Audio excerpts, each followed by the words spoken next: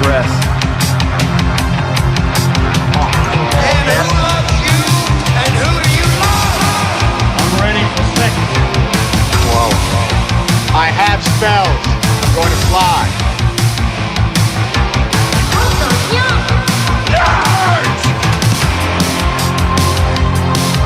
Wow, this is freaking out. Bunch of goddamn nerds. Oh, fuck. I can't believe you've done this. Live from the new kingdom in the Our Big Dumb Mouth podcast. Now, here's your hosts, Midnight Mike, Joe, and Cool Rich. You can't complete a thought.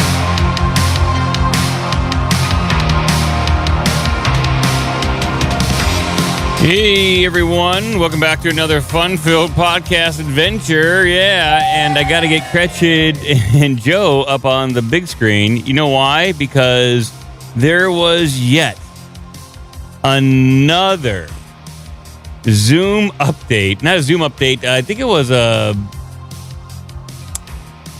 Streamlabs update. There we go. There's Cretched up on screen. Hey, there he is. Yeah, it's all broken again every time. Yeah. Zoom updates, Streamlabs updates. I've been standing here since Wednesday. This is ridiculous. And Joe's over there too, yeah. Whoa. Back in a big way. We are. We took Wednesday off. People are a little shocked because we rarely take days off, but Joe had work stuff. I have work stuff. I'm on call, and when you're on call, you're a little stretched for time, and I just wasn't feeling it. Mentally, I was not feeling it, and so we took the day. And but we're here on Saturday to try to catch up on all the news and merrymaking and shenanigans. I don't know how well we'll do, but we'll give it our best shot. I take it you got some news over there, Joe. Are you stacked and packed? Oh my God, I don't even. Okay. You know, it's crazy. So we got puppies, and What? I don't. Yeah. Why? We got puppies on Monday. We got them, and we picked them out on Saturday. They dropped them off on Monday, and every time I open up the phone and I look at like Twitter or whatever, I'm just like, why am I still doing this? You know what I mean? It's the same. Israel, Palestine. Republicans are pussies. You know, Democrats are pussies, and everyone's fighting, and the economy sucks, and you know what I mean? It's like. The puppies are there. They're cute. Pussy. Fuck all that. Yeah, it is rinse and repeat. And it's not about the destination, it's about the journey, isn't it? That's what I always say to justify all the malarkey that I research. But yeah, with all that, there's plenty of other things going on. I think the Israel, Palestine, and the protests here, that's the surface level stuff. That's what everyone's talking about. There's other things going on below the surface. We just got to find them. So dense right now. Like, you know what I mean? Like, it's just, it's everywhere. Yeah. It's sensory overload. It's all anybody's talking about. And so you got to find the items that no one else is talking about. And the only way you can do that is by going through like RSS feeds and not going on like the social media algorithms, because then you're just going to be pummeled with this stuff. Rammed. Oh, yeah. Oh, yeah. Are you drinking coffee over there, guys? I have a chocolate tea. It's actually really good. You drinking a cocoa no-no? I wouldn't call it that. No. Oh, no. I'm drinking some Fox and Sons. So am I. But it's not coffee. It's Covefefe. Oh. I'm drinking Fox and Sons Ethiopian. I hope it's not Ethiopians, but it's It's Ethiopians. Dry them out, chop them up, grind them up, put in your coffee. The droppings of Ethiopians. I think they're actual coffee beans. It's pretty good. As opposed to what? Like non-actual coffee beans? Fake coffee beans? Well, there's some like Folgers and like the big coffee guys. The freeze-dried frozen Yeah, crystals. I'm not a big fan of that. I like beans that are fresh. So yeah, everyone go to Fox and Sons, FOXNSONS, and then use code. There's two codes, I believe, OBDM and PISS, which is also a code to get a discount on your coffee. It's good. Yeah, I don't say that about a lot of things, but I will say that about this coffee. So thank you for sending that in. Fox and Sons Coffee. Yes. Steve and the boys there do good work. Yeah, they certainly do. This is actually the coffee they took up on the Challenger before it exploded. So they were drinking this before that launch. So that's a piece of history. I only want coffee that's been processed through dead astronauts. Well, it's not the same coffee. They had their own bag. Oh, damn. I got a bunch of things, a bunch of headlines here. I don't know what I have, to be honest with people. I have stuff. I have things. You have stuff in the title. I don't know what the heck we're talking about. Gallows and kids. Some Gallows and Folklore stuff. I'm taking a different route here, and we're going to talk about different things. I don't know. It could be just a whole bunch of hooey. I didn't want to say malarkey, so I said hooey. Shenanigans? I don't know if shenanigans is the proper word or phrase, but we should also state up front, and hopefully, Cratchit, you have some stories concerning this, that it is May the 4th. I was going to bring that up. It's Star Wars Day. I've got a story on it. Yeah. It's May the 4th, and so I hope, good. You got some stuff on that? I don't have some stuff. I have a thing on it. Well, okay. Well, one is better than none. Joe got a thing. Mark Hamill came out and stuck his head up his own ass. So I'm just so tired of all these Star Wars. That's the thing Joe has, so we'll save it. Okay. All right. This is Lando's song right here. Everyone remembers Lando when he fell in love with that droid. Lando and the droid. Good Lord, that movie. One of these days, someone somewhere is going to have like a rough cut of the original version of that film before they reshot like 60 or 70% of it. Oh, yeah. They fired the two directors and then hired Ron Howard. Ron Howard. They're like, Ron, we need a vanilla right down the middle movie. Just get it done. And he did, because that's what Ron Howard does. Yeah, he does. He does a good job at it, too. And that Solo movie wasn't that bad. When you compare it to all the other Disney Star Wars, that great either. Yeah. I mean, it was, like I said, it was vanilla right down the middle. Ron Howard. There you go. That's what you get. What am I doing? Yeah, Jar Jar's the key to all of this. Yeah, Jar Jar's the key to all this. He's the key to everything. He's the key to this entire episode today. He's the key to all of this. All right, let's get over there and talk about some weird stuff. I don't know what I got, but here we go.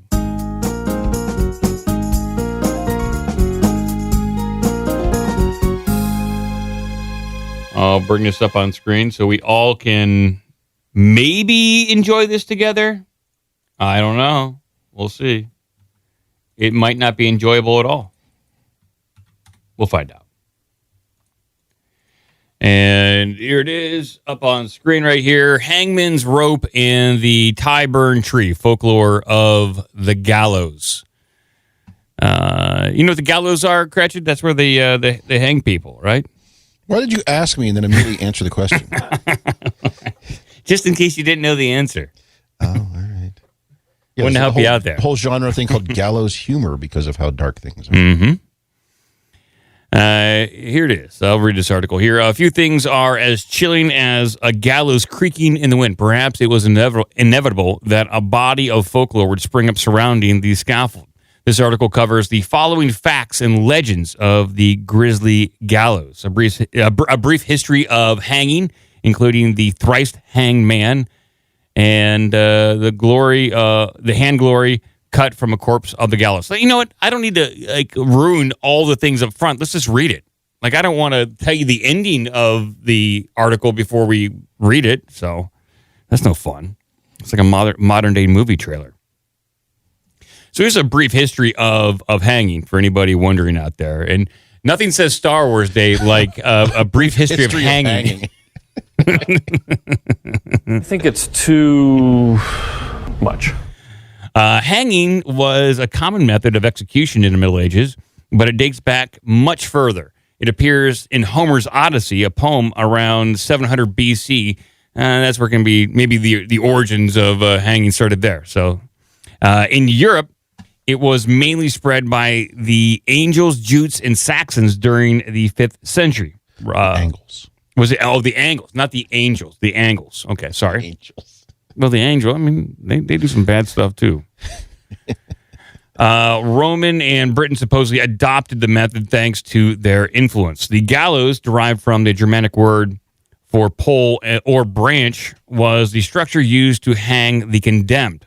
The simplest design resembled an upside-down L shape, but other versions existed, such as a T-shaped double gallows. I like the T-shape. Seems like it's more structurally sound. Two at once. Yeah. Yeah, but what happens if you have like big fat guy and a skinny guy? Hang them both. Is it going to tip over? Good question. You'd have to offset it with some sort of counterbalance, wouldn't you? Oh, skinny guy gets a bunch of weights attached to him. Yeah. And so maybe just hang another one. Put a kid on there or something. Balance it out. All right. 3 T's. Yes. Put up the T's, and we're going to hang you from the T's. There you go. Little known fact, Pat Sajak, before he's hosted Wheel of Fortune, used to hang people for the state of Arkansas. There is no T, so no decisions to be made right now. He was a very cheery hangman. Yeah. Early forms of hanging tended to kill via asphyxiation. The rope would cut off air supply, leading the victim to be strangled to death. This left the possibility of someone being revived after being executed in some cases. Well, that's good news.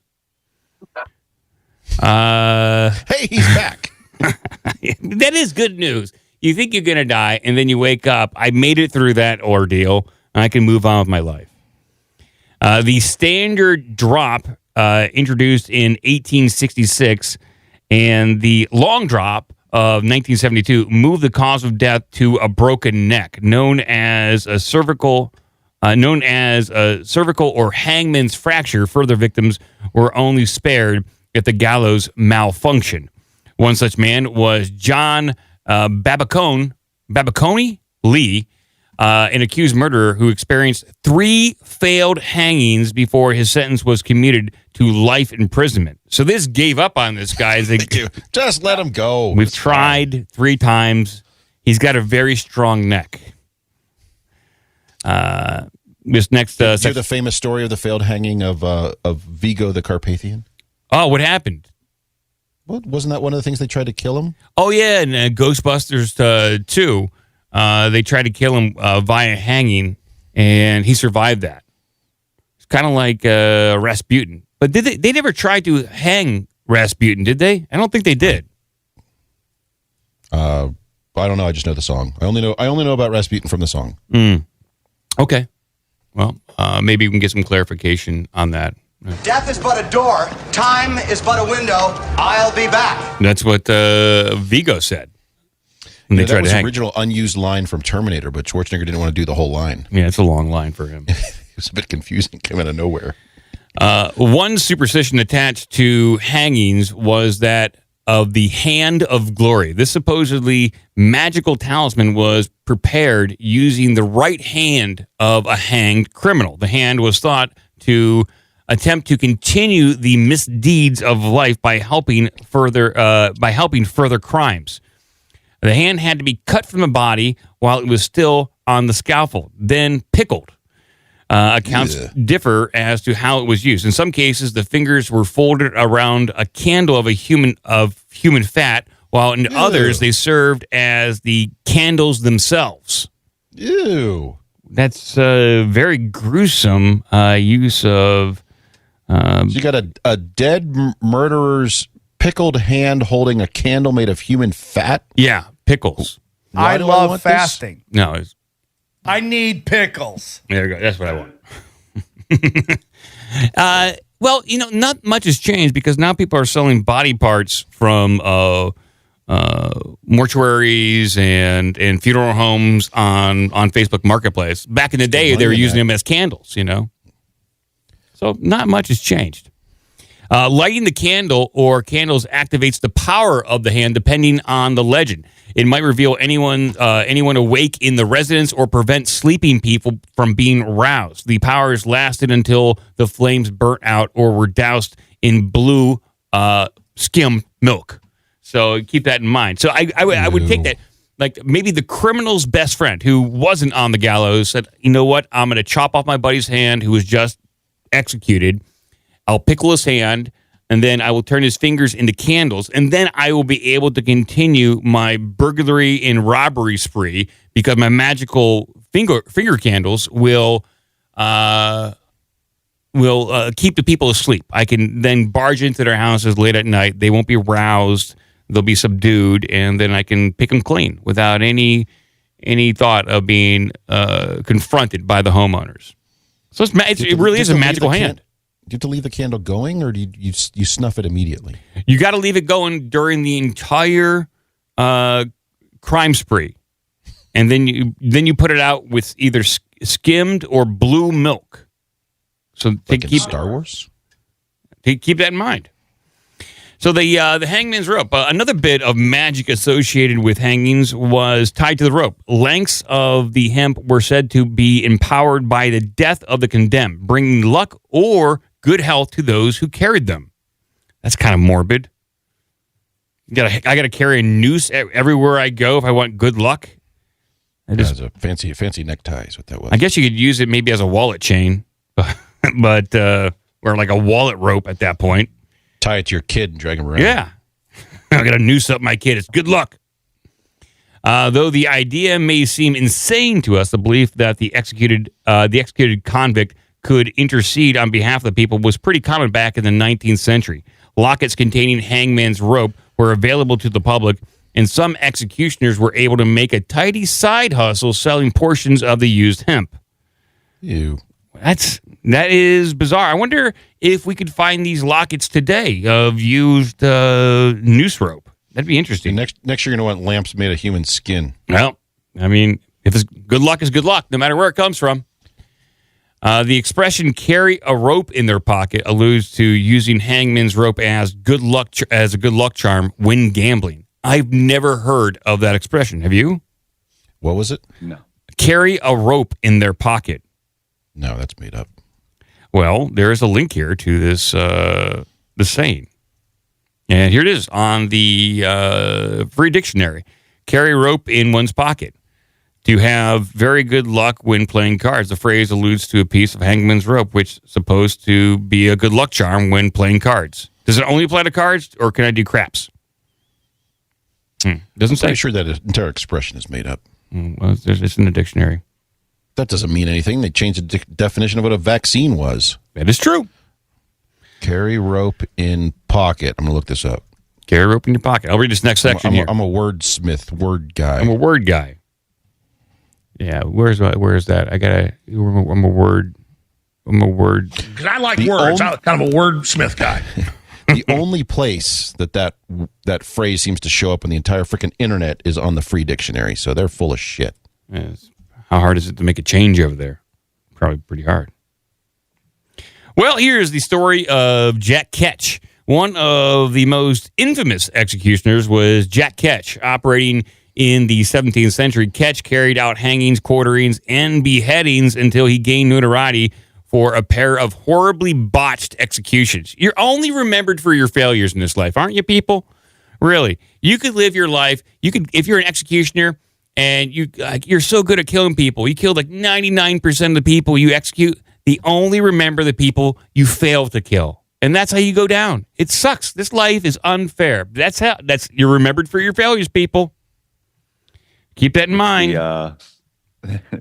That one joke where it's like, you fuck one goat. Yeah. The guy who's like, I built bridges with my bare hands my entire life, but you fuck one goat. They don't call me, Bob the bridge builder. Yeah. Bob the goat fucker. It's unfortunate. But then Ketch cultivated a grim reputation. He was even able to go on strike, negotiating the right to sell bits of used rope. His name entered English slang, where a noose could be called Jack Ketch's necklace. I never heard of that either. He executed hundreds of people over his 12-year stint, mostly by hanging. I got to say, it's not like he's chopping their heads off. He didn't have to do a lot of work. What do you have to do? Pull like a lever? It's a pretty easy gig when it comes to executions. Not that bad. Know how to tie a good knot, too. Is that the responsibility of the executioner? Well, who else is going to do it? They got like a knot tying assistant? I'm probably having an apprentice to do that kind of work. It seems like it's below my skill level. A couple of Boy Scouts up there learning to tie knots. Unpaid intern that can do that kind of work. Oh, that's a good idea, actually. For college credit. Yeah. Those considered traitors were also quartered, preserved, and displayed to the public. Newgate Prison actually named a room used to boil the body parts in the pitch called Jack Ketch's Kitchen. That's nice. Everyone wants a building named after themselves. Though Ketch killed hundreds, it was a pair of botched beheadings that stuck in the public eye. It took Ketch 4 swings to decapitate Lord William Russell, leading him to write an apology to the crowd. Worse still was the execution of Duke Monmouth. Monmouth gave Ketch six guineas for a clean death, but he attempted to execute with a blunt axe. What a faux pas. Well, I was going to say, the first one, they said it took him like 4 swings to get through somebody.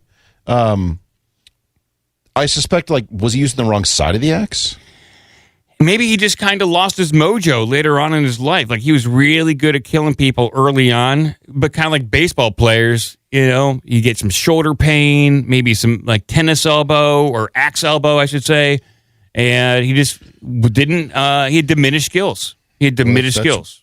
Where the famous injury known as hangman's shoulder came from. And this guy, Monmouth, who gave kids 6 guineas for clean death. That's, to me, that's a kind of like an FU. It's like, you botched the previous execution. I'll give you like 6 of these things if you can do it in one shot. I dare you to do it. And he didn't. Maybe 6 was he was underpaid. He's like, I'll tell you what, I'll give you 6. He's like, 6? I'm going to go get the blunt axe. Well, the first blow did so little damage to the Duke raised his head off to block the protest. Said something with the guy's mom.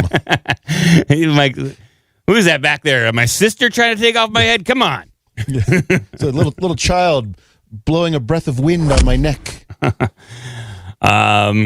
At 4 swings, Monmouth was still alive and convulsing. More swings and a butcher's knife were required to finish the job. Ketch nearly found himself lynched by the crowd. Yeah, people they want a clean, concise performance. They don't want to have to go see Whitney Houston perform the same song 4 times because she messed it up so many times in a row. No, starts it over. Do over. You can't do the song over 4 times, people. You got to get it right the first time.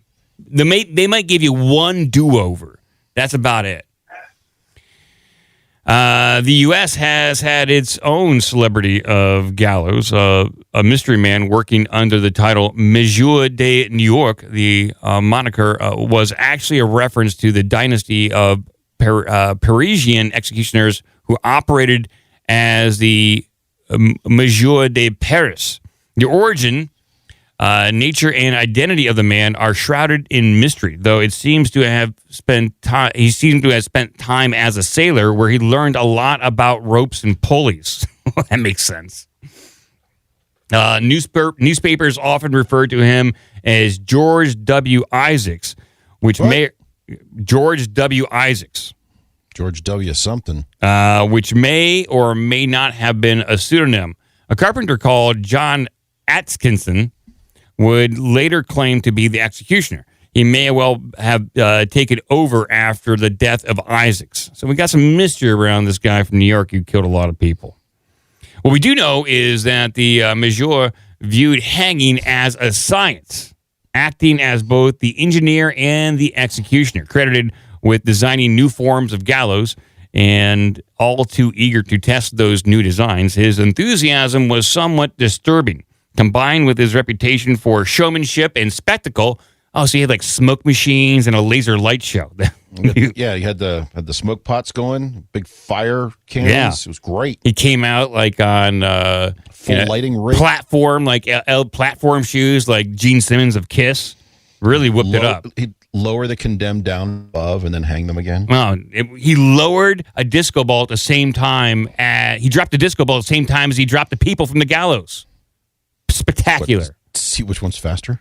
One can't help but to wonder what what outlet he would have found for his obsession if not employed as a hangman. Yeah, it's very, very gruesome. Situated. So this is like the last little bit here about the myth and folklore around the gallows. So this is the last little bit right here, called the Tyburn tree. Situated in London, a simple stone maker is all that remains of the Tyburn tree. So what's so special about a tree? Well, it wasn't a tree at all, but rather a multi-limbed gallows where public executions were carried out in front of a thousand-strong audience. The tree was a triangular scaffold that could hold 24 people simultaneously, erected on a site where the condemned had been executed for 600 years. Talk about a haunted area. That's probably a prime piece of real estate for hauntings. I wonder. You think they had to continually raise the height of that with all the corpses piled up below? That's a good question because a certain point in time, you just don't leave the corpses there. It's going to smell, and then the condemned will be able to stand on those corpses to not be hanged. So I'm assuming, this is just me, they move those corpses to a different area for burial or burning, and removing their hands for candles. In standard English fashion, plenty of slang terms grew up around this device, from the simple triple tree to the deadly never-green Tyburn tree. Actually, hanging was said to be dancing the Tyburn jig. I've never heard any of this stuff. These are all made up. But this is because we're not in England. We don't know these stories as folklore, so it's all kind of malarkey to us.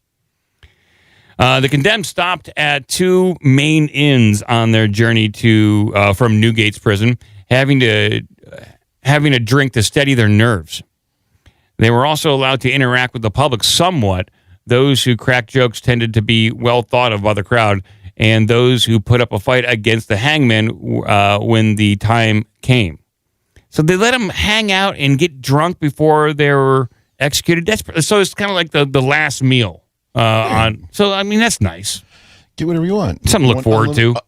Unlimited shrimp from Red Lobster. Yeah, something. The condemned...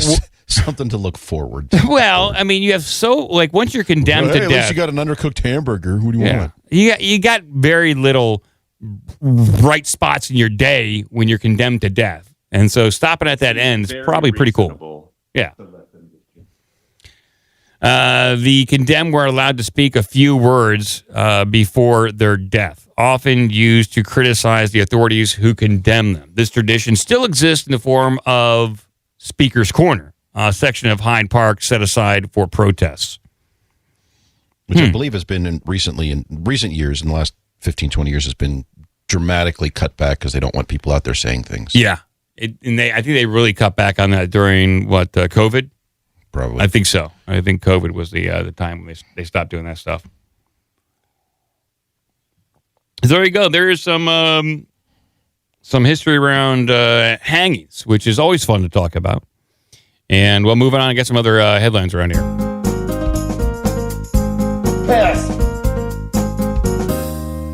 How did you get on hangings, by the way? I just came across my news feeds. It just came across, I subscribe to, I don't know, well over 100 RSS feeds, and it was one of those RSS feeds. I was like, this is something different that we don't often talk about on the show. And I said, let's bring it up. Why not? All right, then. Yeah, that's it. Just a little something different.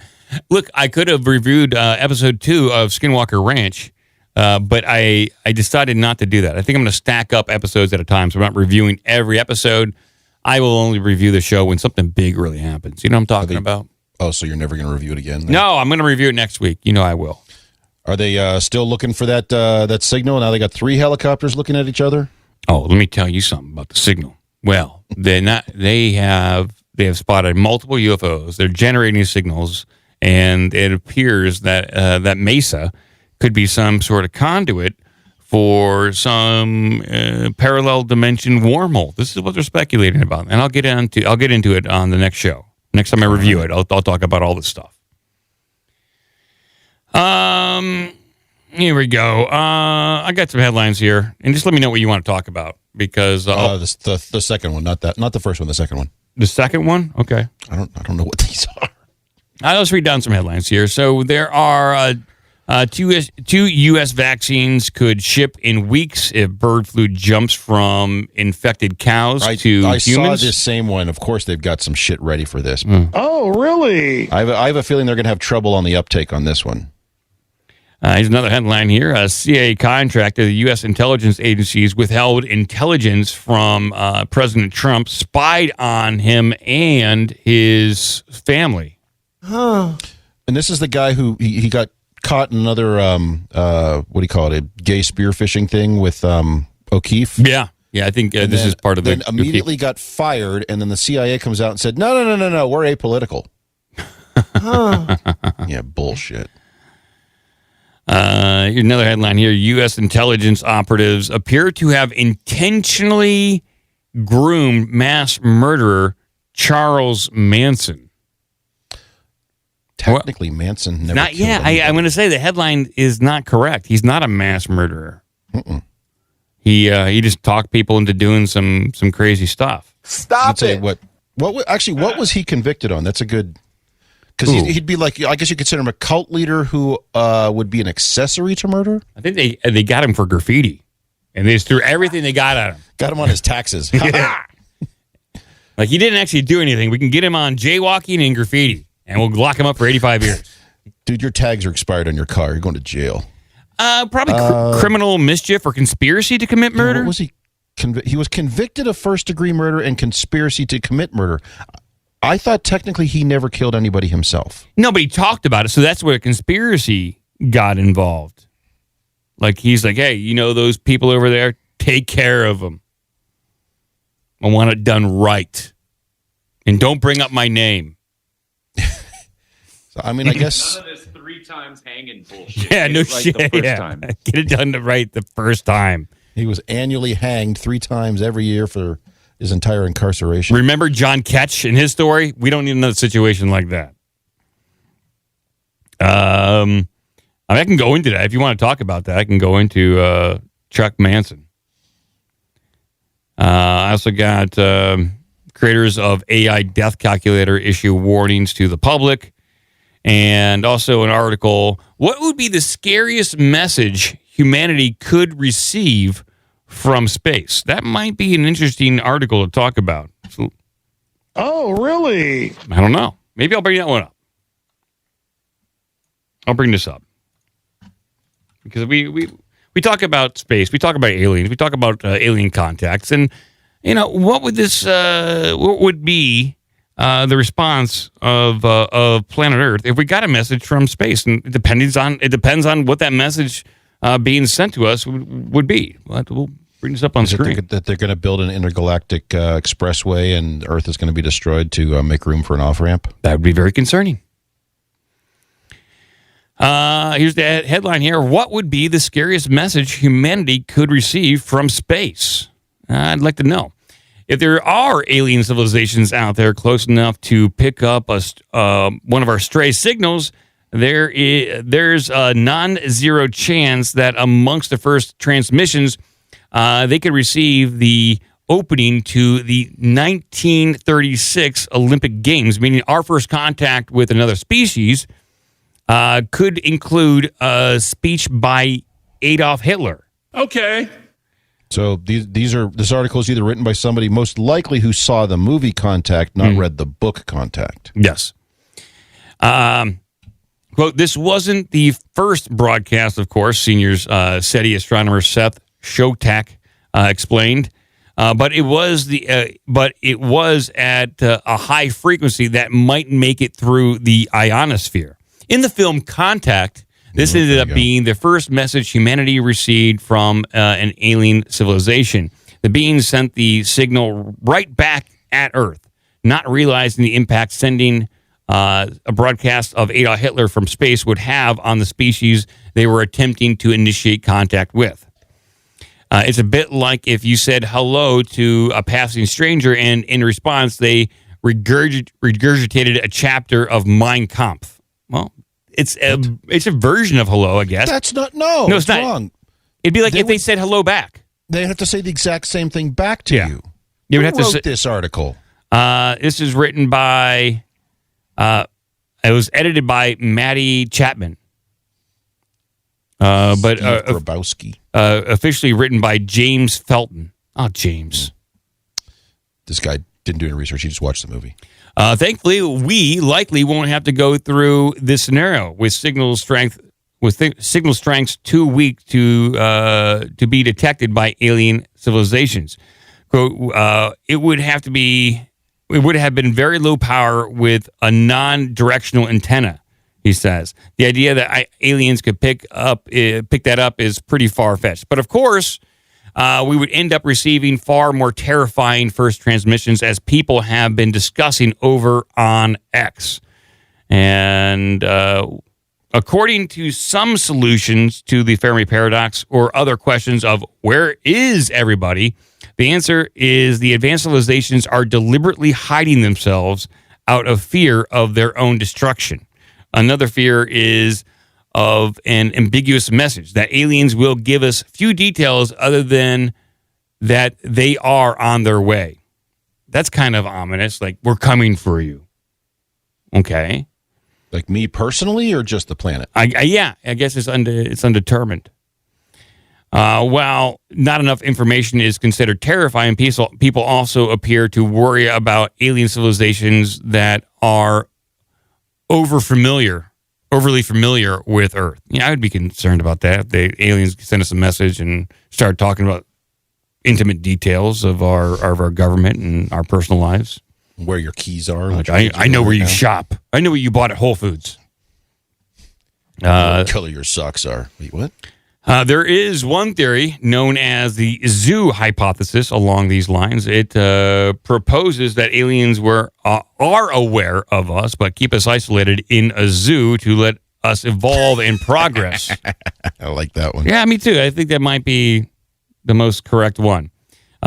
But they keep us isolated in a zoo to let us evolve and progress, just as humanity sets aside land as nature reserves and does not contact uncontacted tribes. According to this hypothesis, we could then be contacted when we have achieved sufficient technological and societal maturity, perhaps welcomed into a galactic community.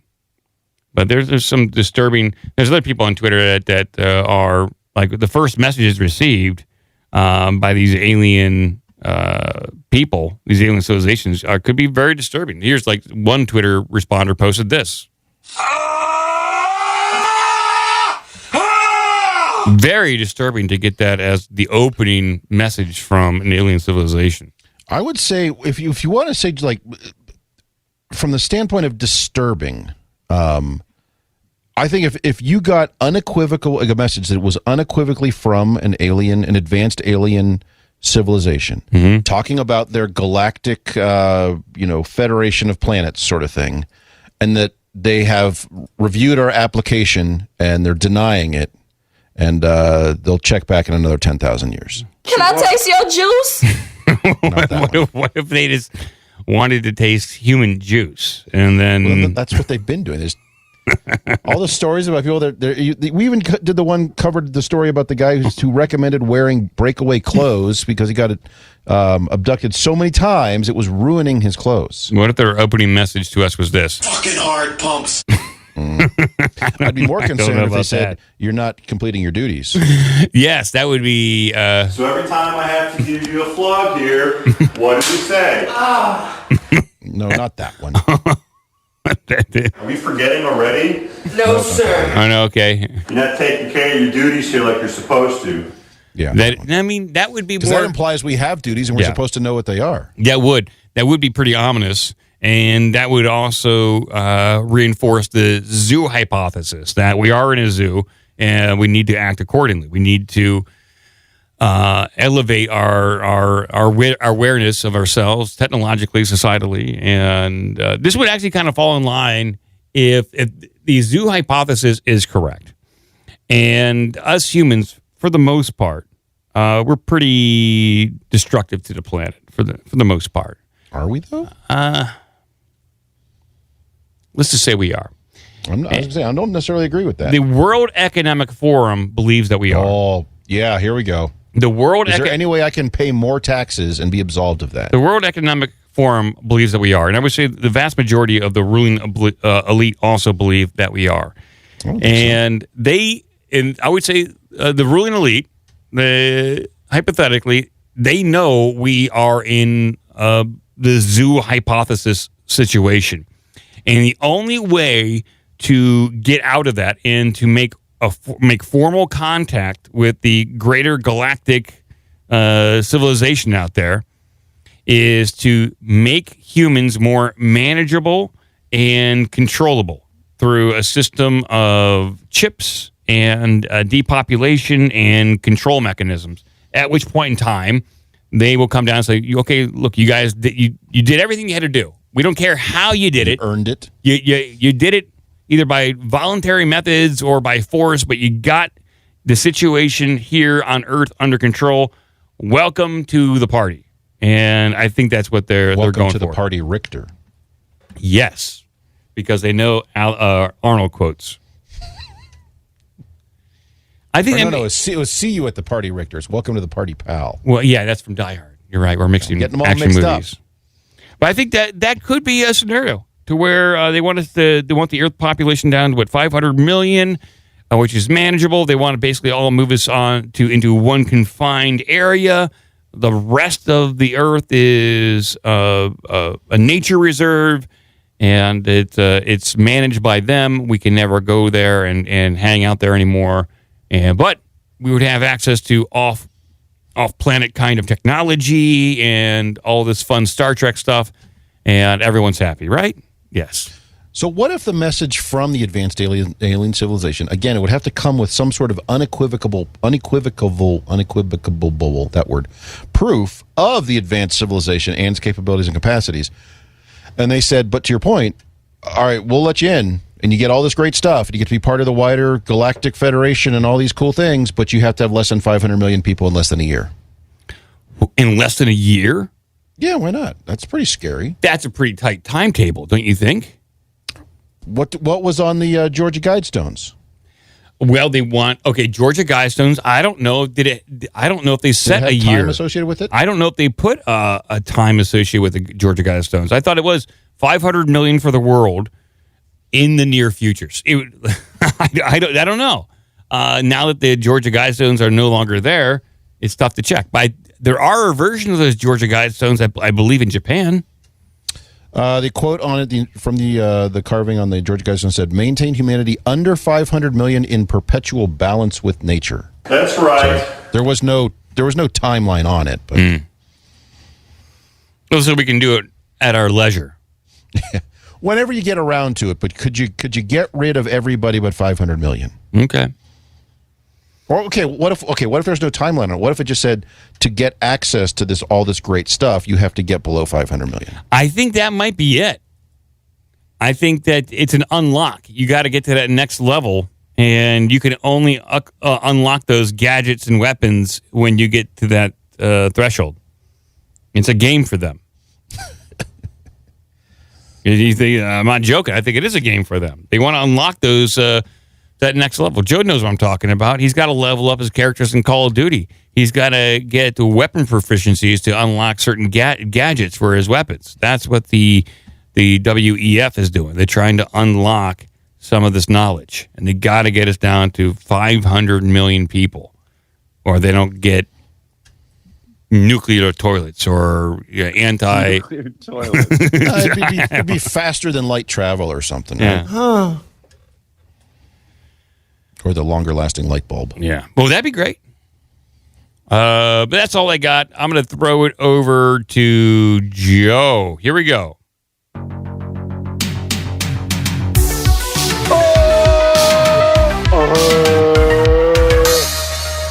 Jesus Christ.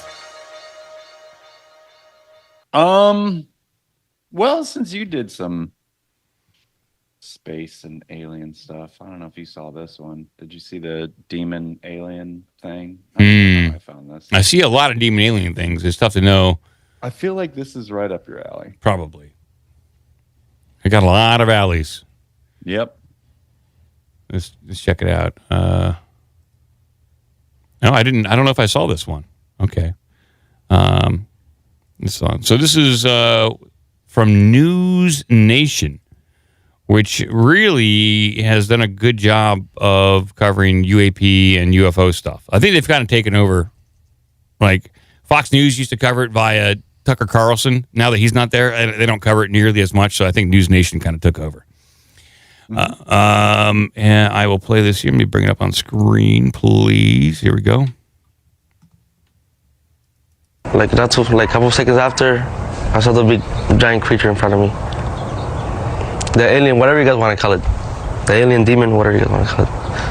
What do you believe it is? A demon. A demon? Yeah.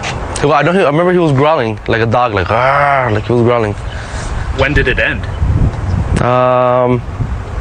As soon as I closed my eyes, I guess. I don't know. I think I was praying or something like that, and it just let me go. You mentioned paranormal activity. What exactly did you see? Well, I was in the other room. My brother called me, and there was a upside down cross, and there was a Jesus statue in it. They ripped Jesus out of it. They threw him like across the room, and it was floating upside down. Are you saying floating in the air? Yeah, like in the air. Yeah. So this is for people just listening. This is the Las Vegas alien update that happened last year, and now the family, or at least one of the guys, is talking about how he believes that the aliens that crashed in his back parking lot, were demons, and paranormal activity was happening around his property following that event. So we played some of this, Joe, but this guy also went on to say that they just want to be left alone and they don't want people driving by their house anymore. But yet he goes on News Nation and gives a full interview. Tells them where to park. Yes. And yeah, Tucker Carlson talked about how aliens are demonic and how he believes, well, not necessarily that all aliens are demonic, but they are spiritual in nature, that they're not from a couple planets over. They're from a different dimension. They could be angels or demons.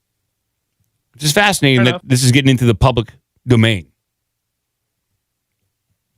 So the next one was Jim Breuer talking about Dave Chappelle on Roseanne. Oh. On the Roseanne podcast, which I thought nice little conspiracy tinge to it. Okay. I like Jim Breuer. I like Roseanne. I gotta say Jim Breuer is he's gone I don't want to say he's gone crazy, but he's certainly taken off the gloves with what he believes. Oh yeah, man. What happened between you two? Did you fall out? Or did you just go different ways? No. We I think different ways, but I'll put something out there that I don't know if when we were filming a movie, and he also had a lot of pressure. Yeah. From HBO and or not HBO, Comedy Central and all this shit, right? The worst bunch of people on earth. Horrid. Mm-hmm. He then, while he was on the show, when it was blowing up, and we remember the Aspen Comedy Festival? I don't know. Yeah, that was fun. I did that too. He came there, and he was freaked out. Yeah. I said, "What's going on?" And all I could say is he was visited. Yeah, that's what I think too. And when he told me who visited him, my heart stops for a second. I'm like, get the fuck. And I'll never forget, he went, "You believe me, right? You believe me, Jim, right?" And I could, he's like, "They came to me." And he said the names. I'm like, get the fuck. And what happened? And then all of a sudden he went to Africa. Yeah, that's what I remember happening. But they never really said what happened. Was he threatened? I mean, I don't know how much I don't have. You can't. That's none of my business. Okay. But I know for a fact. He was corrected. He said, correct. Yeah. He was, hey, by whoever it was. Mm-hmm. Hey, we need to have a conversation. Would you like some of your own coffee in your house? What? Yeah, like that heavy shit. And that's the first time, I would. And so when I saw him come back, It was a lot less communication. And maybe he just, maybe he just grows, whatever. But I can honestly say, maybe I'm crazy and I am crazy for saying this. Mm-hmm. When I saw him completely come back, I really questioned if that was him. Yeah, I know, right? I think that's... And I know that's really crazy. I think those same things, yeah. I know that's crazy. It's no crazier than that. Oh, the trains are going off the rails. I tell you what, these fucking boats are running into bridges. Son of a bitch, the goddamn fucking electricity went out, and let me get you know what? The black box don't work. Son of a bitch, it's been working for years and years, and all of a sudden this fucker went out of business. So we don't know what happened. All we know is the fucking ship. Yeah. Whoopsie daisy. Okay, aliens in the mall. Can we go to aliens? Okay. Remember that one? Oh, yeah. Miami Mall with the tall aliens. Oh, that was fun, too. So it's like, to your point, like Jim Breuer is just kind of like, I don't care anymore. You guys are throwing all this shit at me. I'm going to say something, which, respect to that. So when it comes to Dave Chappelle being visited by people, I heard like the light explanation, I guess the lightest, most friendly explanation to this is that he was visited by Oprah and like Gayle King and a few other people, and they approached him to say, Dave, we don't like how you're portraying black culture and black people on your Comedy Central show. It is it's not putting the best foot forward for black people in America. Now, and then, because that was right after he signed, I think, maybe a $50 million deal with Comedy Central for a couple more seasons of the Chappelle show. And it was the biggest thing. So he got visited, and then he went to Africa. That's what I heard. Oprah visited him. Have you heard anything about that, Joe? Yeah, I heard there was a bunch of strangeness around there, and then he bought property in Ohio when he got back. He's basically an hour away from me. I don't know what he means when he says things like, it's not, I don't know if I'm hearing him the wrong way, but... He's saying a clone. That's what I'm picking. Yeah, like the idea that it's somebody else, I don't know about that. I've seen Chappelle, you've seen the special when he came back, and I think he does get close to those edges. He's one of the few who still does in more of the mainstream comedy scene. I think you got your Shane Gillis's and all the people over at Gas Digital and stuff. And they get crazy. They're Kill Tony. A lot of the people who end up on Kill Tony, they're still doing comedy. And I think Chappelle is sort of like, he's a thread to the past of when like Louis C.K. and Seinfeld and all those guys were, the big stand-ups. But I don't know that he's been replaced. I do believe that he probably was pressured. Yes. I think it was a lot of self-imposed pressure. So this is what I remember from Chappelle. So Chappelle would go on Howard Stern all the time. Of course, at that point in time, he was an up-and-coming comic in the mid to late 90s, so he was looking for all the exposure he could get, and being on Howard Stern was awesome. For any comedian, it would help make their career, and Howard Stern loved Dave Chappelle. And then as Dave Chappelle started to get more and more popular because of his Comedy Central show, he'd still pop on Howard Stern every now and again, but it wasn't as frequent. Then they had this big, after season 2 of Chappelle's show, that's when all this stuff started to happen around Chappelle. And there were stories coming out that Chappelle was hyper focused and hands-on, micromanaging stuff with the show, and that there were certain people following him around. Like he believed, like at that last part of his stint at Comedy Central on the Chappelle show, that he was being followed around by people, corporate types, that didn't have his best interest at hand when it came to the production and writing of the show. I believe that 100%. And it got to machine-like. It wasn't the organic, fun, hanging out with your friends, writing kind of situation as the first maybe season and a half. And then there was too much money involved. It became too popular. And yeah, people did talk to him. I bet he's probably talked to by multiple groups of people. Like, signed a deal, it's going to be good. And then other people saying, don't sign it, you're making us look bad. And he probably felt conflicted. And so he went to Africa to get away from everybody, and then came back and moved to a farm in Ohio, which I don't blame him. Because, well, I think if he's getting followed around and all this pressure and everything, it's like, get the fuck out. And I'd be paranoid. I think that look, I've been in those situations where you feel like the whole world is kind of against you and you don't know who to trust and all that, but him probably to an extreme measure. But like, think about what Comedy Central and some of those people, like, he's an asset. This is like, we're watching Michael Jackson videos yesterday, and there's that huge conspiracy about, like, was he killed? He signed over certain rights, like weeks before he died.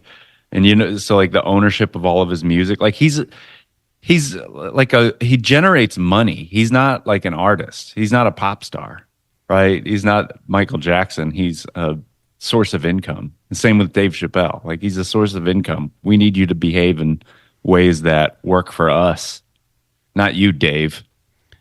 And like at that time, DVD purchases were huge. And at that time, I think the top DVDs that were being sold was Family Guy, because it had been canceled off of Fox before it was brought back, and the Chappelle Show. Those are like the major purchases on DVD, which launched Dave Chappelle into another realm of like pop culture, like being super influential.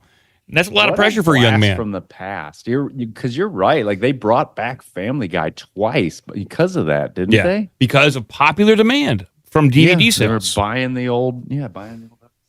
And now, Dave Chappelle, I believe he did go back on Howard Stern after this falling out with Comedy Central, but he didn't go in. Like, I don't remember him going into great detail, and I think he cut off a lot of his old friends. So he didn't. I don't think he cut off like going back on Howard Stern a lot. He probably cut off Jim Breuer and a lot of his old crew, and probably to start fresh. Maybe because he's a clone and a new person, or maybe that's just what he wanted to do with his life. And he wanted to live a little bit more simpler. He just wanted to focus on stand-up comedy, didn't want to do TV shows or have to deal with the corporate machine of Hollywood.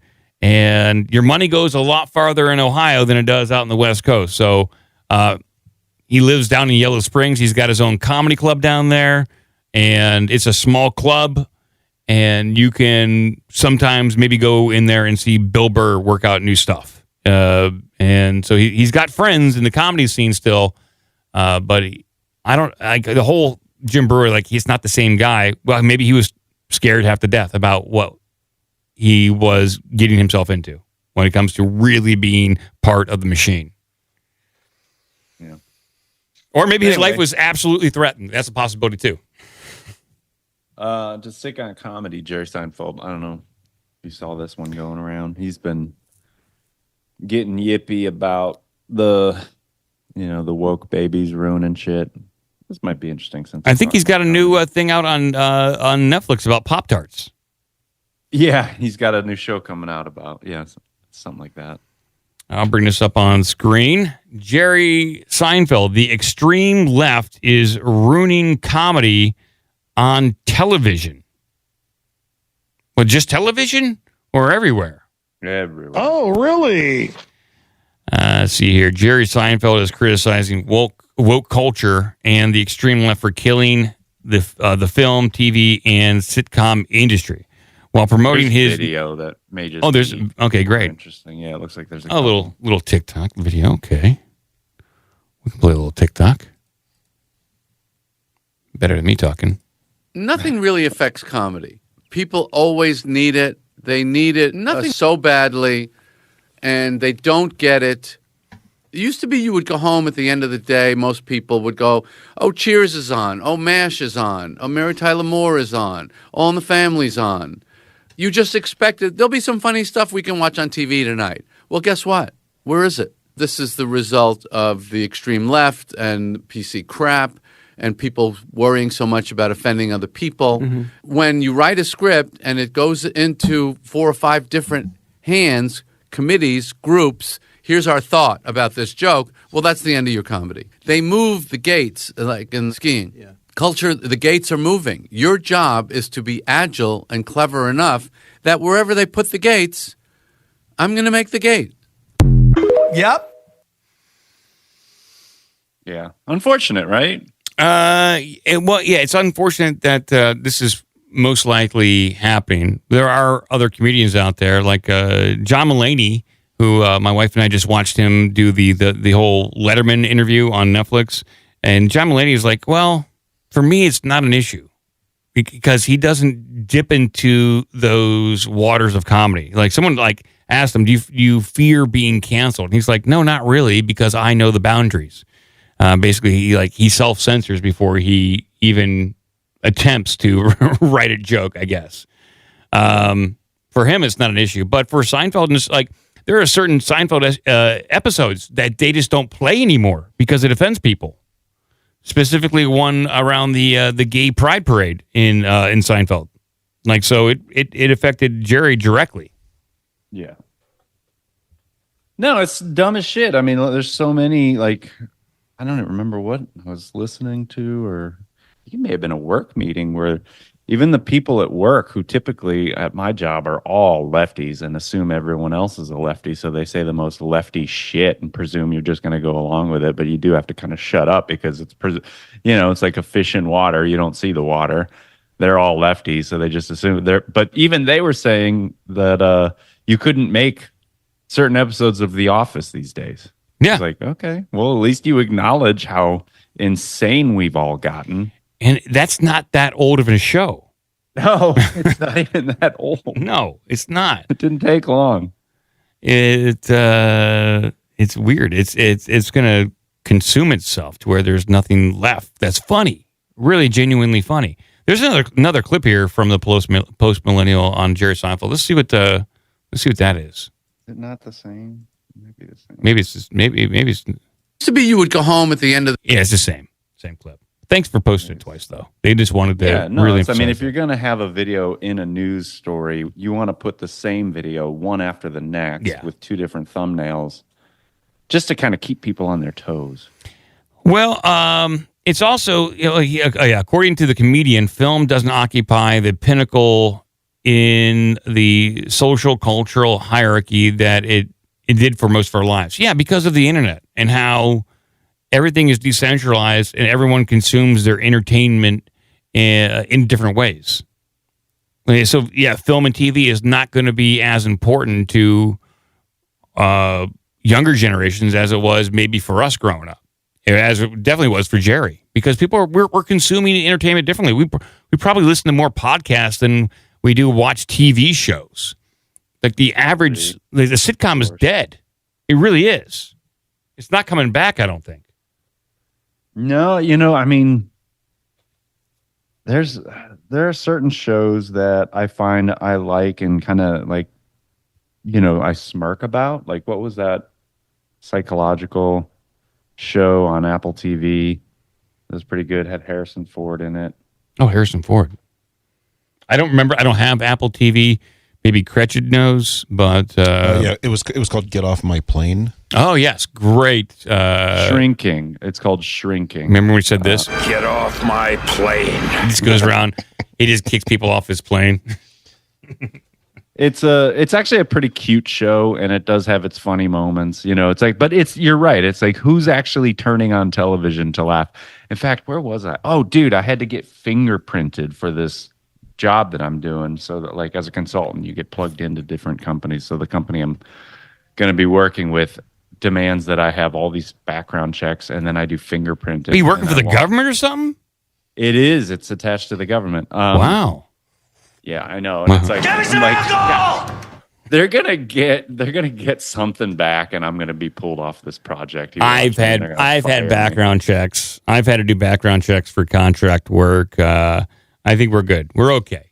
I hope so. I mean, Joe, I just want to say, if you're going through that amount of background check, keep copies of that stuff, and then just get yourself a concealed carry permit. Okay. Because it's the same amount of work. Well, so at any rate, the TV was on, and it took me 4 times as long to drive there and back did to do the whole thing. They put your hands on a scanner, bing, bang, boom, you're done in a minute. But I wait a little bit, enough to see the TV, and just in the fucking 5 minutes I'm there with the TV on, I am just. I mean, I don't have a lot of patience to begin with, but I don't know how anyone could stand it.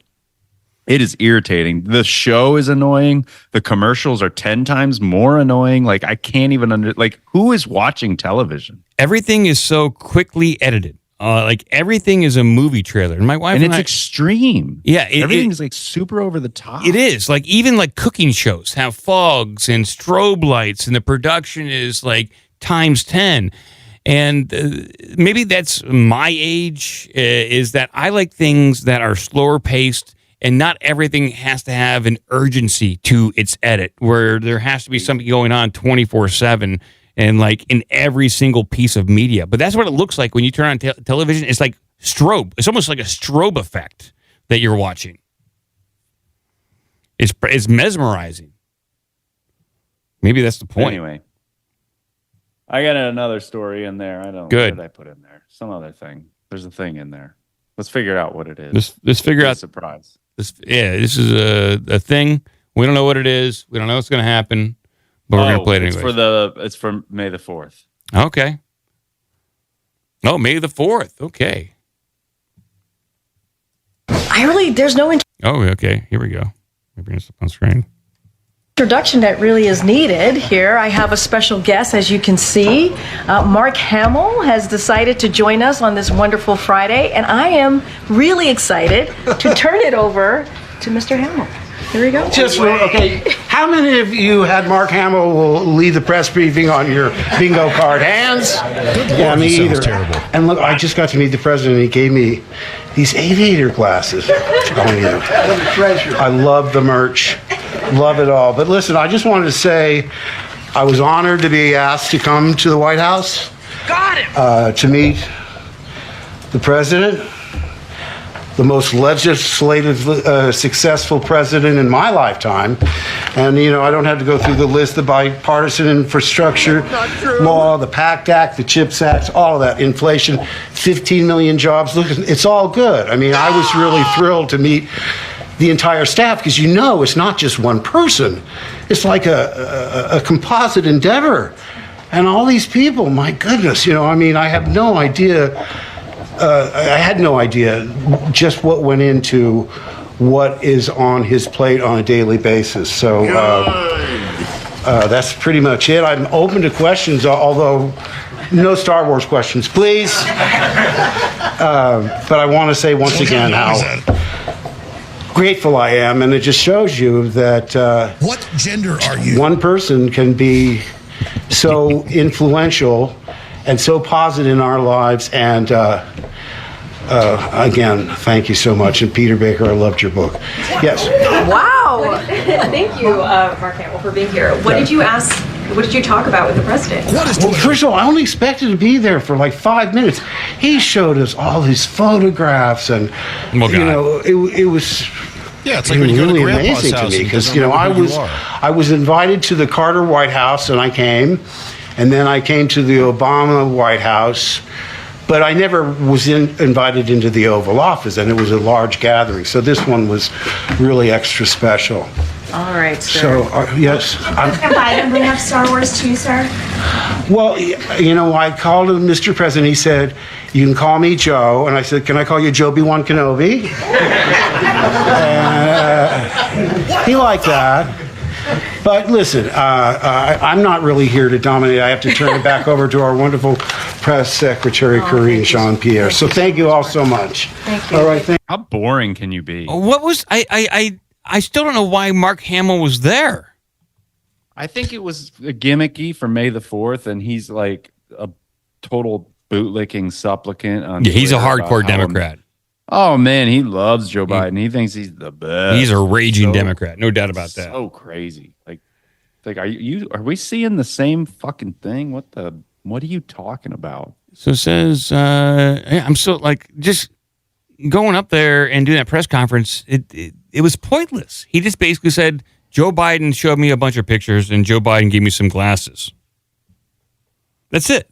What was the point? These people are completely out of touch. Like, I mean, if you look at their Instagram account and everything else, like the whole thing is run by like retarded children, and they're all gay probably too. Like, it's terrible. Go away. Anyway, I did like that. I mean, that was May the 4th, and I do like Mark Hamill, even though he is, because he holds a special place in my childhood, obviously, because of Star Wars. And it's nice to hear him talk and nice to see him doing well. So that's something. That's nice. Was he drunk, dying? What the hell was going on with him? I think he did pick up a lot of like bad habits between Star Wars and now. He still, he used to look that as a young Hollywood star, he got into all sorts of shit. Famously wrecked his car because he was drunk and all that stuff. Oh, was he drunk?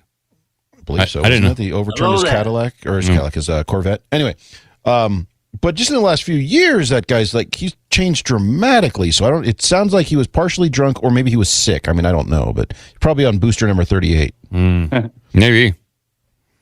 So anyway, let's move on. I'm doing everything I can to push off all of the Israel shit that I got. Because, again, like we talked about, it's such a saturated... That, if anything's an op, that's got to be the op. Like, the protests themselves, obviously we have Soros's name flying around, but the campaign with TikTok and all that stuff, like, there's a lot going on to keep eyes and the ire away from what Israel is doing in Palestine and the simping and the lying that's happening by people like Dave Rubin and obviously Ben Shapiro and every person on Fox News and everything. It's like, and that new law, Joe, you know about the new law? Yeah. No, I know. They'll bend over backwards to get fucked up the ass one more time by Netanyahu. It's crazy. Look at the size of that thing. Yeah. No.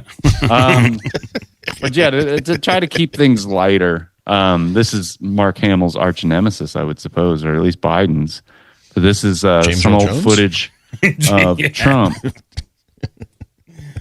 Trump. Okay. Trump with the on I think The View and maybe some other shows. Okay, let's check it out. See what I'm sure he's beloved on The View. Or this is from September 10th, 2003. 2003, people. Here we go. On here. So I believe him because I believe Donald. He's an upstanding American. My God.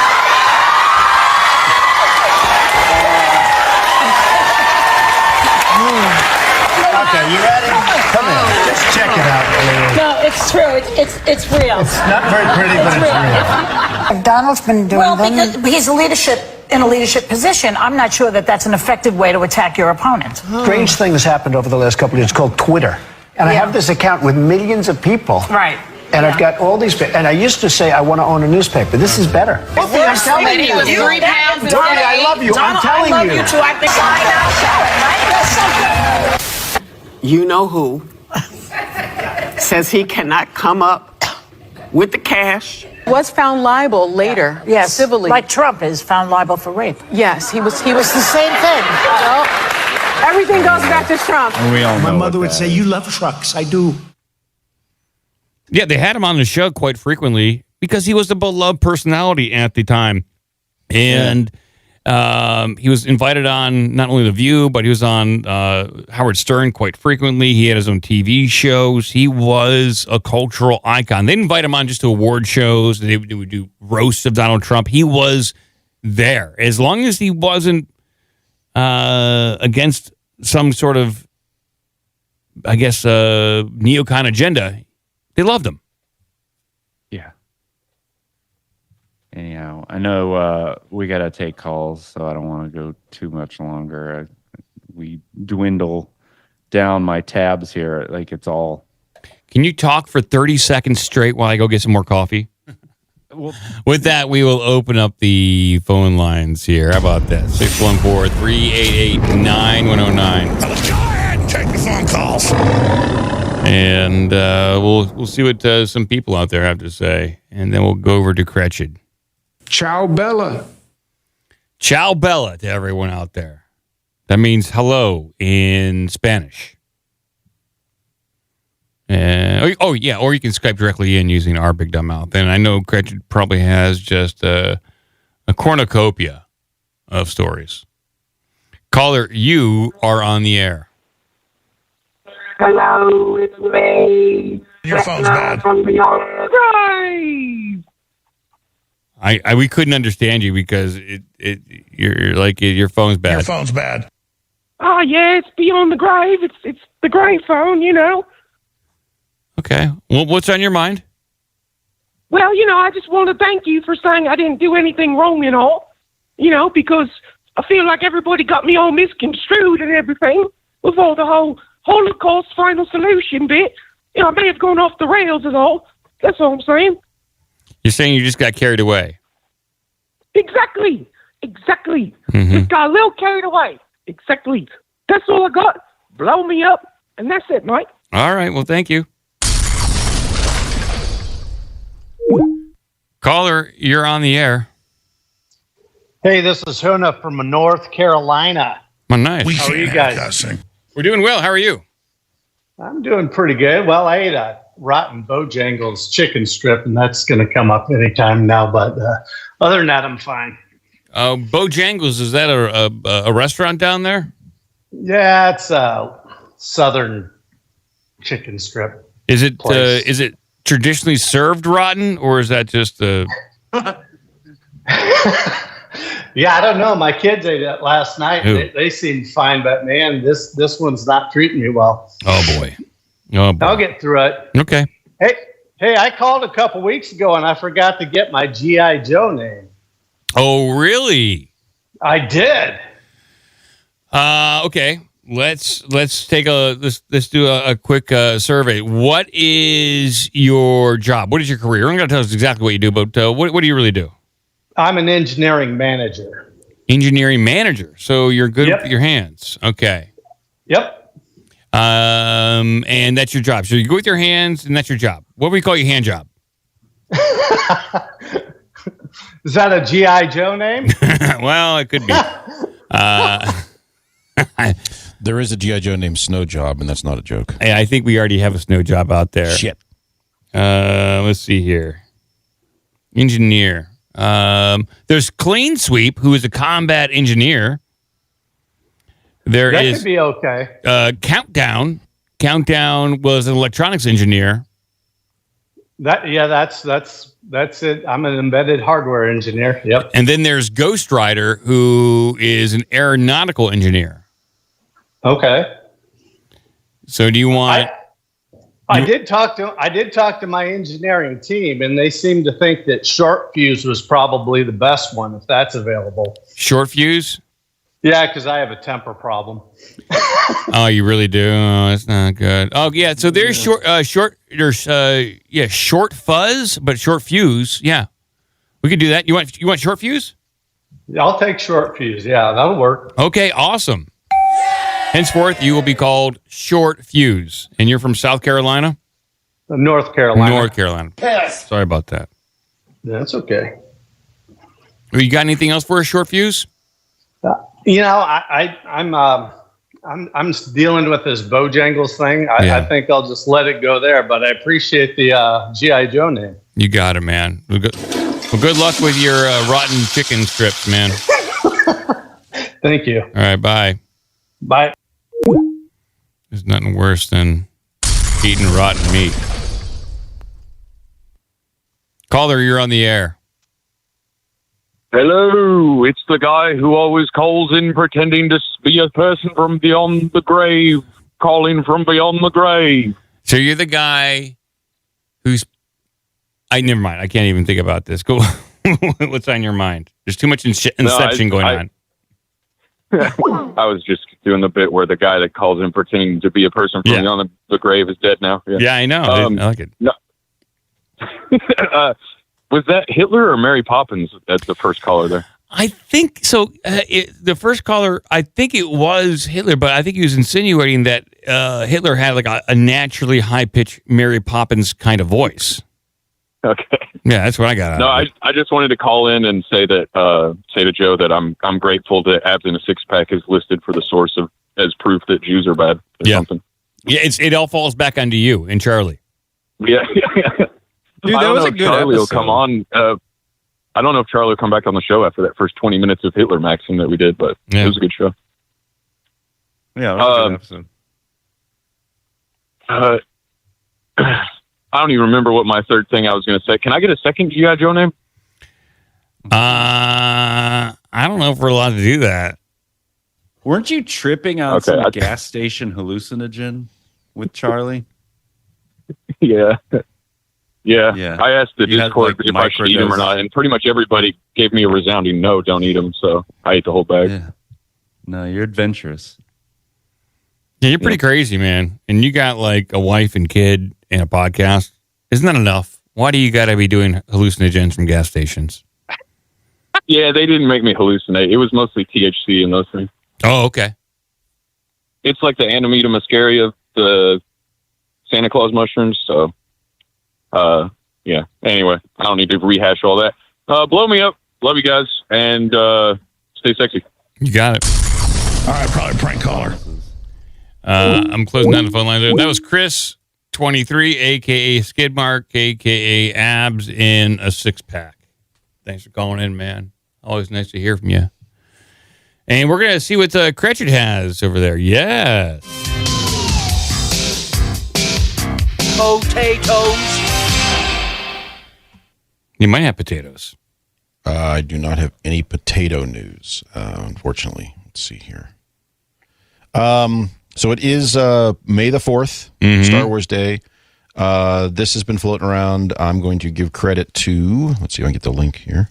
I'm going to give credit to Jigs222222 in the Discord. Okay. Because he posted it. And this is an AI-generated alternate trailer for Star Wars if it had been released in the 1950s. Oh, yes. I've been seeing these go around. There's a guy who, or gal, I don't know. Or them, they, yeah, somebody. It could very well be an AI. For the Mario Brothers as well. There's a ton of these on this channel. What they do is that they use like a 1950s inspired Panavision cinematic feel to reinterpret modern movies in that look. And I think it's very fun. It's a very fun way to use this AI stuff. And I like it. But this is Star Wars 1950s Super Panavision 70. In a galaxy far, far away. Stop. Jesus Christ. I need more responsive keyboards. I need more responsive computers. When I say stop. I like how everything just auto plays no matter what. Yeah. It's ridiculous. In a galaxy far. Like, come on. Just pay attention. And I don't ask for a lot, but okay. In a galaxy far, far away, where the forces of light and darkness clash amidst the stars, a timeless saga unfolds. Behold the epic struggle between the noble Jedi Knights, guardians of peace and justice, and the sinister Sith Lords, masters of the dark side. Hello there. Meet Luke Skywalker, a young farm boy destined for greatness. Princess Leia, a fearless leader of the Rebel Alliance. Han Solo, the charming rogue with a hairy sidekick. And Darth Vader, the Dark Lord of the Sith. From the desolate sands of Tatooine to the bustling streets of Coruscant, from the frozen wastelands of Hoth to the lush forests of Endor, their adventures span the galaxy. But as the Rebel Alliance fights to free the galaxy from tyranny, they must face the might of the Empire and its fearsome army of stormtroopers. Yet, amidst the turmoil, hope flickers like a distant star, as alliances are forged, friendships tested, and the fate of the galaxy hangs in the balance. Get ready for a journey beyond imagination, where heroes rise, villains fall, and destinies are forged among the stars. Star Wars, a saga of epic proportions that will captivate audiences for generations to come. May the Force be with you. I'm just so tired of all these Star Wars. I love it. I love that stuff. I love these reinterpretations and all that stuff. Like, yeah, this guy, it's called Abandoned Films on YouTube, and he's done one for Mad Max 1950s, BioShock, X-Men 1950s, and it's just AI reimagining, and it's fun. The RoboCop one's pretty cool too. Yeah, and how long until? I mean, most of these are because AI does limited video right now, and I know they're working on that and threatening and all these things. There's some fake footage floating around that came from the OpenAI group, whatever, where they show like, oh, it's a puppy in the snow, and it was entirely AI generated. Bullshit. But it's not to say they won't get there eventually. But so how long until they have these systems where they can basically create a film in a galaxy out of this stuff? I would say we're about 3 to 5 years out. Yeah, I would agree with that. About 5 years is my thought. They did a Walking Dead one, Joe. They did a Walking Dead 1950s Super Panavision version. No, they're just in a world ravaged by a mysterious plague that turns the dead into. Because that show's been on since the 1950s. So it is The Walking Dead. But run that one. That's fine. Okay, Go ahead. Let's have a little fun. What is that? Flesh-eating monsters. Humanity teeters on the brink of extinction. Meet the survivors. Ordinary people thrust into extraordinary circumstances, struggling to survive in a world where the line between the living and the dead has blurred. Among them is Rick Grimes, a former sheriff seeking to protect his family and find a safe haven in this new world. Daryl Dixon, a skilled tracker with a troubled past. And Michonne, a mysterious warrior with a deadly katana. I'm bored. But I like just described everyone else you watch as well. Hey, come on now. That's not true. Stop joking around like that. All right. Well, I did like that. It's a great little Star Wars May the 4th thing for that. I don't think we have any more Star Wars news. Nope. I've got Star Wars news. Hold on. Yay! I may have gone too far in a few places. All right. Keep all of this. Here we go. We'll move over there for Star Wars news.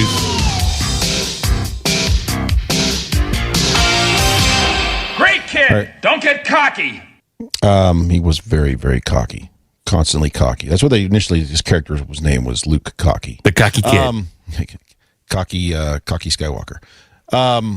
So this link, it's not so much news about it. It's just one of those aggregators that's dumped a bunch of stuff about Star Wars Day and when it first kind of came up. But as you scroll down, there's some reader polls about what people would like to see about Star Wars or what they think of it, which is kind of interesting. So. Okay. Star Wars Day survey results. What's next? Who or what would you most like to see the next Star Wars standalone film focus on? The answer will change with age. So 31% of the people said that they want to see Yoda as the focus. No. Terrible. 19% said Obi-Wan Kenobi, but maybe that's not. Can I call you Obi-Wan Kenobi? Didn't they already do that though, and made it like somehow made Obi-Wan Kenobi worse? So all these times, every one of these things where they like, let's focus on this mysterious character, and now he's worse. Well, they did it. They did an Obi-Wan TV show, and it was probably 3 out of 5 stars. And then that's generous by about 3 stars. And then 17% of people said Darth Vader. That's what they want. Okay.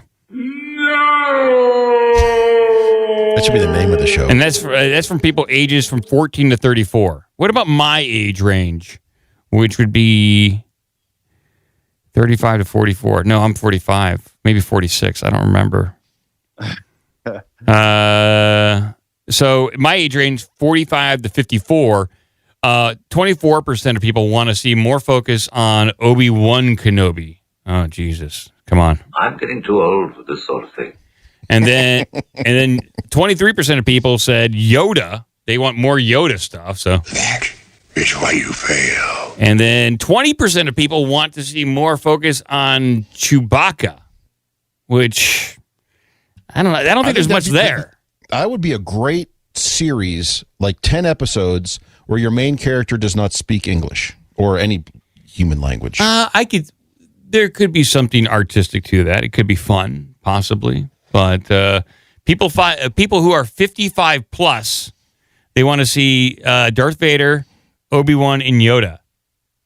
That's pretty much. We're seeing consistently across the board. People want to see more Yoda and more Obi-Wan. That's your uncle talking. Nobody wants that. That's what people are saying. And so when it comes to prequels versus sequels, the answer still may be too close to call. 51% of people like the sequels more. Only 49% say the prequels, which I don't believe at all. That's bullshit because no one likes the sequels. Or the prequels. And then the most important poll we have here is Kylo Ren, hot or not? Ugh. What the fuck? Well, you'll be pleasantly surprised to know that 47% of people think that he's cute. Charming to the last. And then 28% of people said no, he's not cute. And then 25% of people, yes, break me off of some Ben Swallow. So it's a hashtag. Ben Swallow. Oh, Ben Swallow. Okay. It's funnier if you pronounce it Swallow, though. And then, but that was just female taking that poll. Females taking that poll. Now, what do men think? 18% of men think that he's cute. Yeah. Go away. And then 59% of men said no. Ugh. And then 22% of men said yes. Break me off some of that Ben Swallow. Thank you, Cretchet, for finding that picture. It is the most disturbing thing on earth. Oh my God. We're looking at Kylo Ren with his shirt off. You know? Look at that guy. How do you even get to that? I mean, what is going on? With my shirt off. It's crazy because his face and everything else, like you would never guess that that's what's happening. No. Ooh, look at that face. So wild. What's your favorite Star Wars film so far?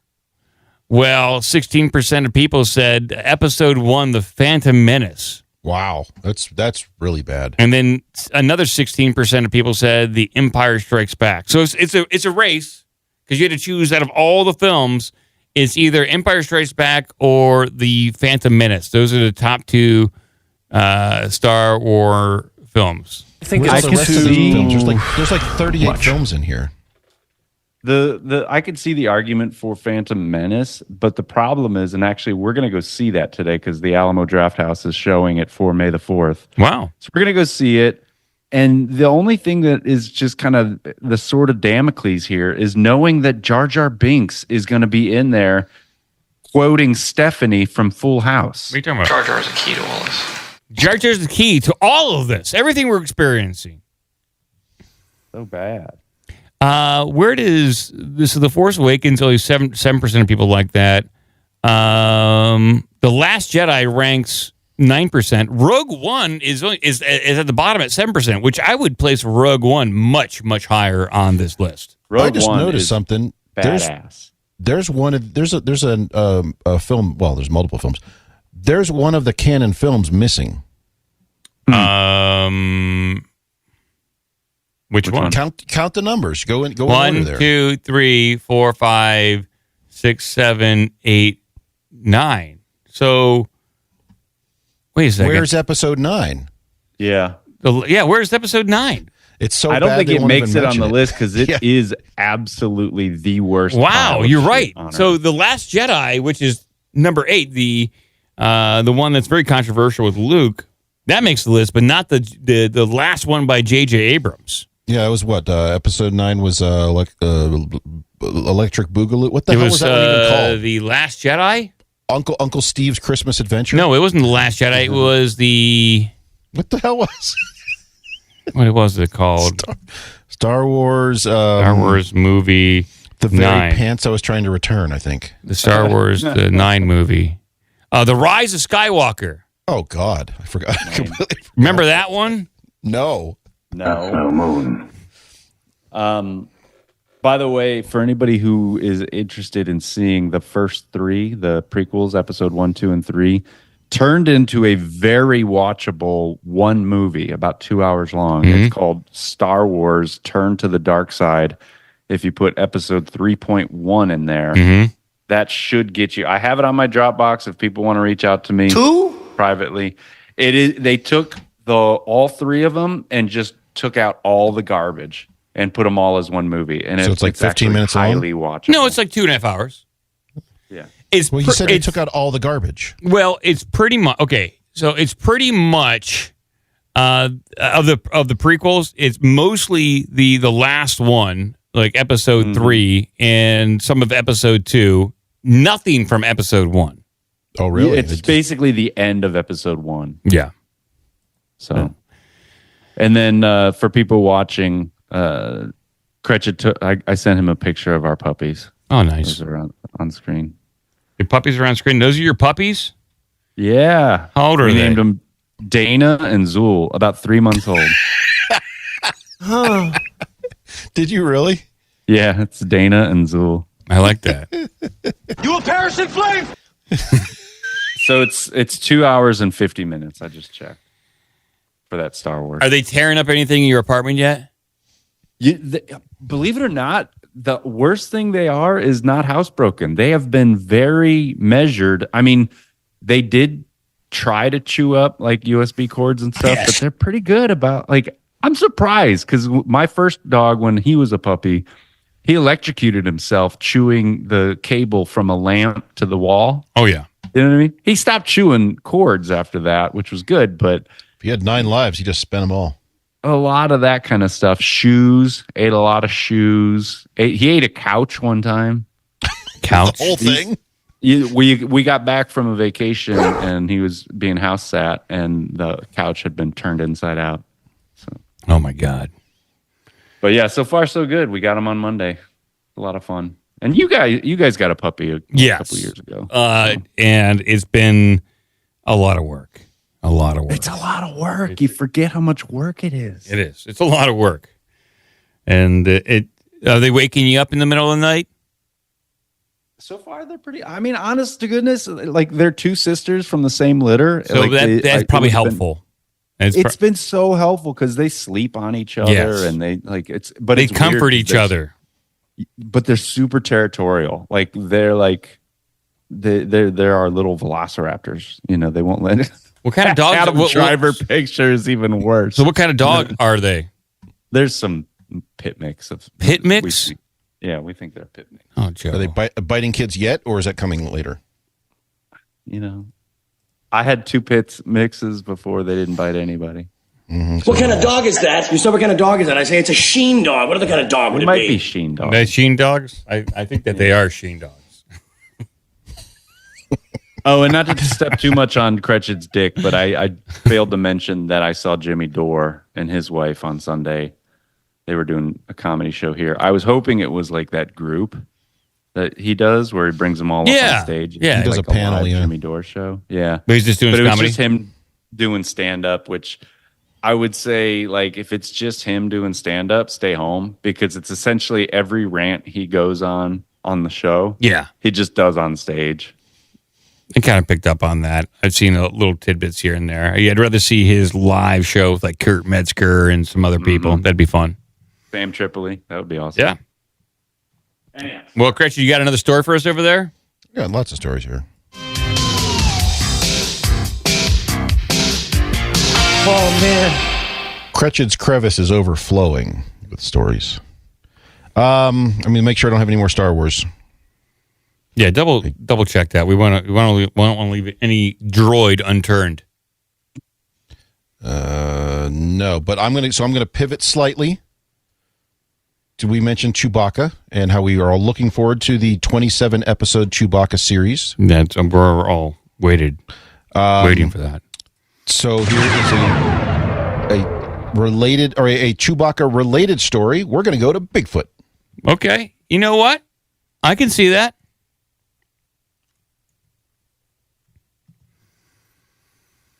Bring this up on screen. Here it is. Appearance of person dressed as Bigfoot causes Lorain County School District to go on lockdown. That's some good news on that front. Yeah. So officials tell 3 News the person in costume was a parent who was taking part in a prank. Lucky this parent didn't get shot. This Bigfoot didn't get shot because I think there's video of this. Yeah, also. there is video of this. I wonder if it has kids like screaming in terror because Bigfoot is terrifying. Time now for your weekly Sasquatch update. Time now for In all your seriousness, though, guys. Wait, they have a weekly Sasquatch update on this show? I think he's being farcical. I hope not. In all seriousness, though, guys, Firelands Elementary School went into a lockdown on Wednesday.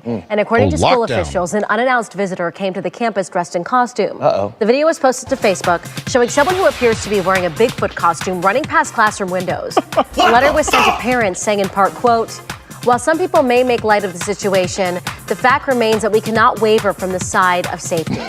The individual induced panic on our campus, and this type of behavior will not be tolerated." And we can assure you no one was hurt. The Lorain County Sheriff's Office confirmed to 3 News that the suspect, actually a parent, No one was hurt, just like Sandy Hook. You think about the senior prank season. It's May.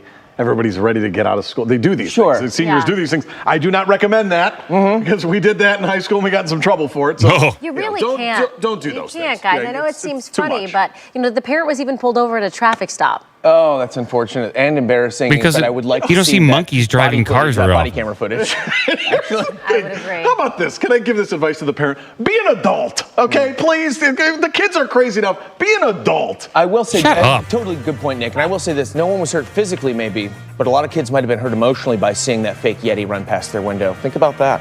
Think about that. Those are the world's problems solved for you, folks. Still ahead on. It had to be a man in a monkey suit. It was. So it says the sheriff's office said that the person in the costume was a parent taking part in a prank. So this is bad now for someone to do this, I guess. Yeah, he needs to go to jail. Yeah, in costume. Have to keep the Bigfoot costume on. You get to keep that in the slammer, buddy. Video of the Bigfoot was posted to Facebook showing the costume Sasquatch running past classroom windows. So there's a letter. So Von Gutham told district parents and guardians that the person in the Bigfoot costume never gained entry into the school building. Did they attempt entry? The way that's phrased is like Bigfoot was trying to break down the door, and the heroic school staff had it barricaded. Yeah, and like they did everything possible to avoid this, and they locked the doors, and so everything's fine. There's Bigfoot trying to get in right there. Oh, jiggling the handle. He keeps slipping through his fingers because he's wearing his hands are furry. Can't grasp that metal doorknob. But in a letter to the parents, said, dear parents and guardians, this afternoon an unannounced visitor came to the campus dressed in a costume. This individual parked in one of our lots, crossed our campus, and caused the district to enter into a lockdown. The district to enter a lockdown, not just that school. The entire place. They don't know. This could have been a multiple attack. It could have been a simultaneous multi-pronged costume assault. A bunch of costume characters coming out of the woods. Deploy! It's like in Red Dawn. They're coming down on. I was thinking about that. The same thing. That scene at the beginning of Red Dawn where the paratroopers are landing in the field, and one of the teachers goes out to greet them. Those guys were in. They thought they were soldiers who were way off course or something like that. They made a comment about that.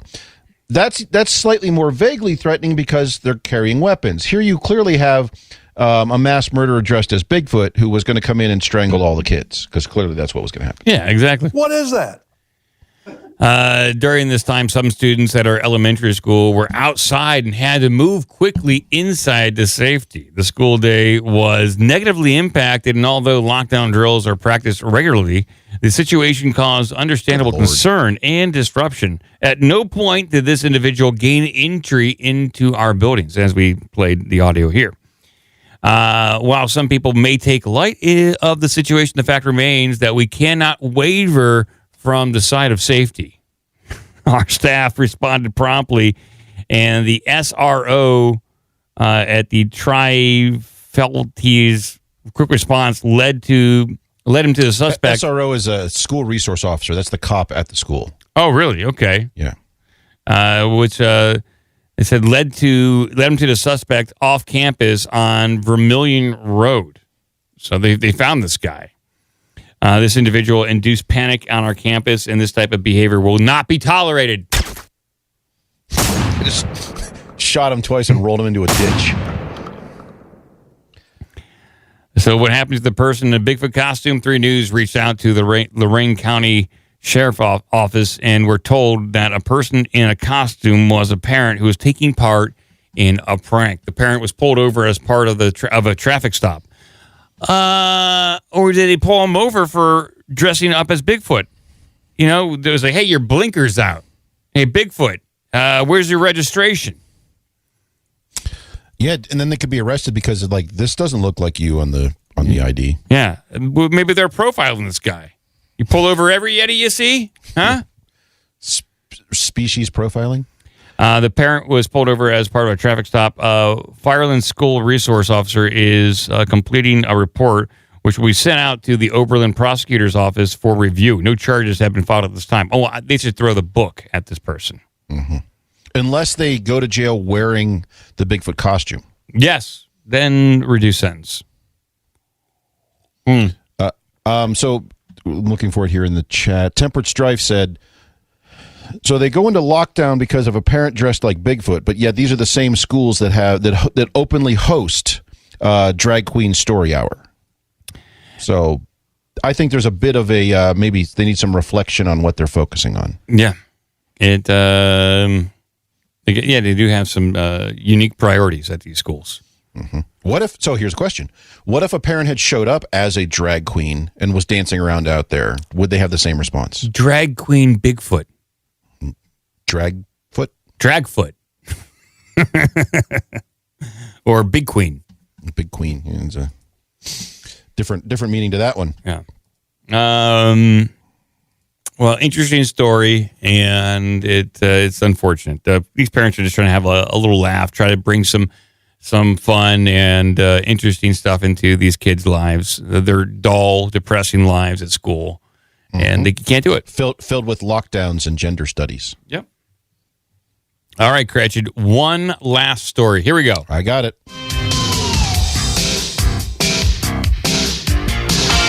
Mrs. Esterhaus. So speaking of Mrs. Esterhaus, the story comes from our Dutch news agency, Herman from Holland. Good morning, Mrs. Esterhaus. And, oops, I posted that in the wrong channel. And it's another Bigfoot story. Yay. That's 2 in one show. I love Plus it. Chewbacca. Well, I'll bring this up on screen here.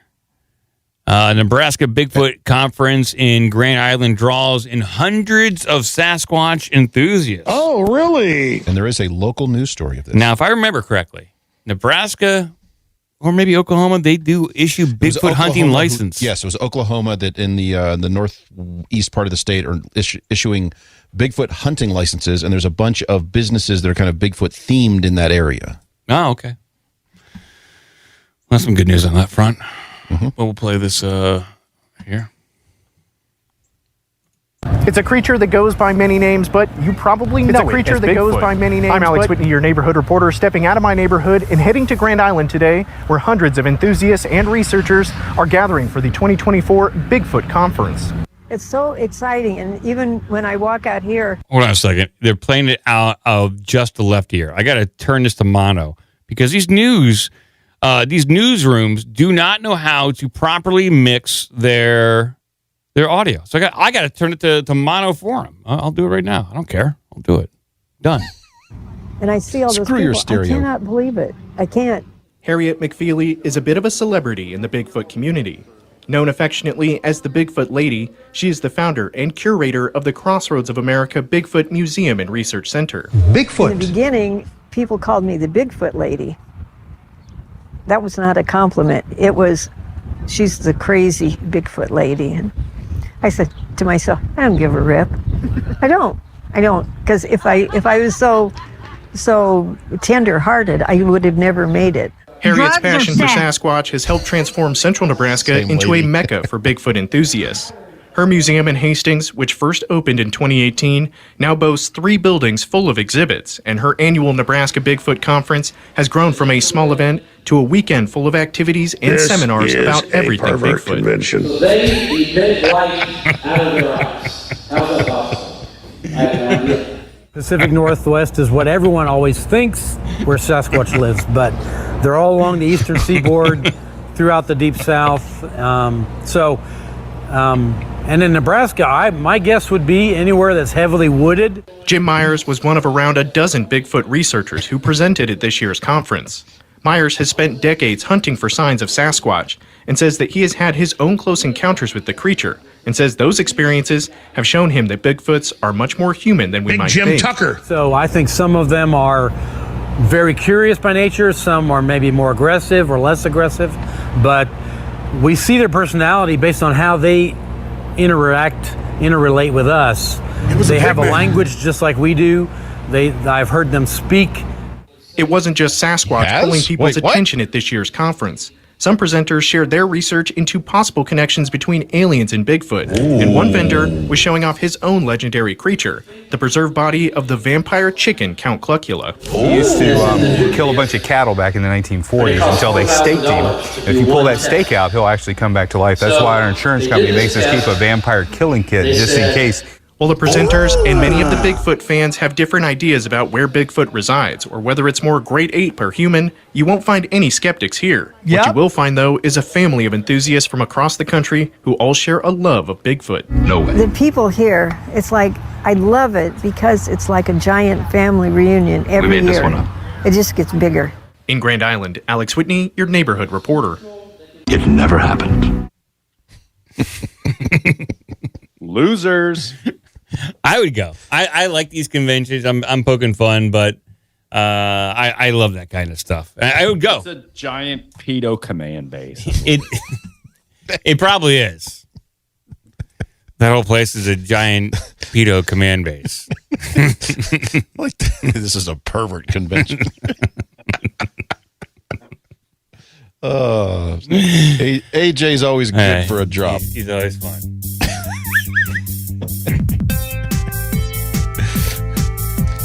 You know, maybe that parent showed up to the school to take their kid out of school early to go to the Bigfoot conference.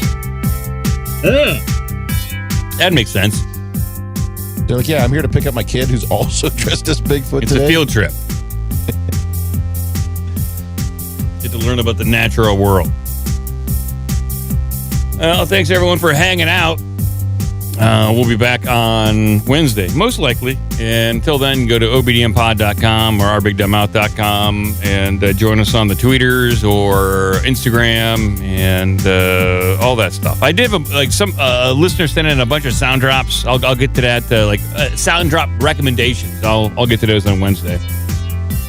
We'll do that review. Have a big Alex Jones clips of the week. We should. Yeah, we'll have to do some double duty. We'll have a lot of we're backlogged with Alex Jones clips of the week. Joe, you're even throwing stuff in there. Yeah. What did I find? Oh, he was on some other podcast. What's the Instagram link? Free us from them. Some Instagram clip. Yeah, there's some good clips that he's been pumping out lately, so that's good.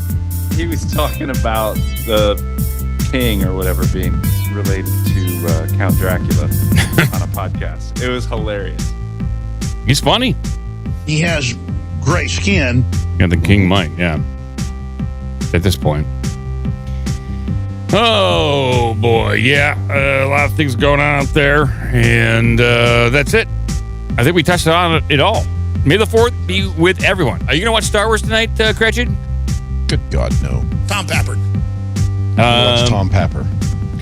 Joe is fortunate enough to go to the movies. Yeah, Joe, are they running all 3 films, or is it just the first one? I don't know how it ended up we just seeing Phantom Menace, but I guess we'll find out. We're just going to see that one. We got to come back and get these puppies out. Yeah. Good. Well, I will try to track down the thing that Joe recommended, the cut of whatever it's called, Turn to the Dark Side. I'll send it to you. I'll send you a link. All right. One of us. I have foreseen it. I'll drop it in Discord right now. Cool. Well, thank you, everyone. Shablagoo, everyone. Bye. Thank you, Joe Gretchen, everyone. Chicken pie. Keep watching the skis for parents dressed as Sasquatch. Red 5-5.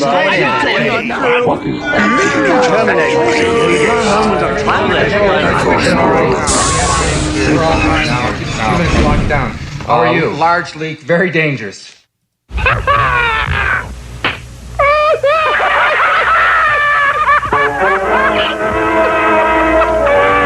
That's about all. Shablagu. Sit, Ubu, sit. Good dog. Until next week. Nanu. Nanu.